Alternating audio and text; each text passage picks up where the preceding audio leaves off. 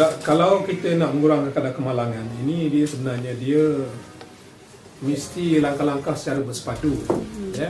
Langkah secara bersepadu dari segi enforcement, penguatkuasaan. Jadi kita kuat kuasa lampu HID, strobe light, apa semua tu, cermin gelap dan sebagainya, itu sebahagian daripada langkah-langkah penguatkuasaan bagi memastikan kadar kemalangan dikurangkan. Begitu juga kepada musim-musim perayaan sebagai contoh. Kita ambil tindakan penguatkuasaan di mana bas-bas ekspres tu kita buat pemeriksaan air kencing kepada pemandu-pemandu, dan juga kita buat pemeriksaan di depo-depo, di stesen-stesen terminal-terminal bas, tengok cek tayar, cek brake. Itulah tindakan penguatkuasaan. Kita mengadakan kaedah penyamaran. Itu semua tindakan penguasaan supaya kadar kemalangan dapat kita kurangkan. Kita juga mengadakan blok, cek lesen dan sebagainya, cek orang mabuk dan sebagainya. Ini semua langkah penguasaan. Tetapi bagi mengurangkan kadar kemalangan, itu baru langkah penguatkuasaan.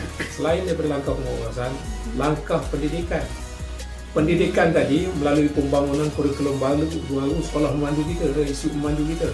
Kita baru saja siap kuat kuasa pada 1 bulan 9 baru ni, baru sebulan lebih tu kuat kuasakan kurikulum baru kita ni. Modul-modul yang dibangunkan ni menjurus ke arah melahirkan pemandu-pemandu yang kompeten dan juga berdisiplin atas jalan raya.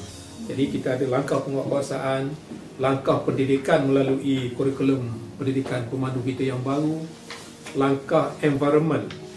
Ya, environment ni maknanya apa ni, kalau kita ada pokok lindung jalan, tapi ini bukan bawah pada ni JPJ, dia ni JKR, Badan Kerajaan Plus dan sebagainya. Dia akan clearkan benda itu bagi mengurangi kemalangan.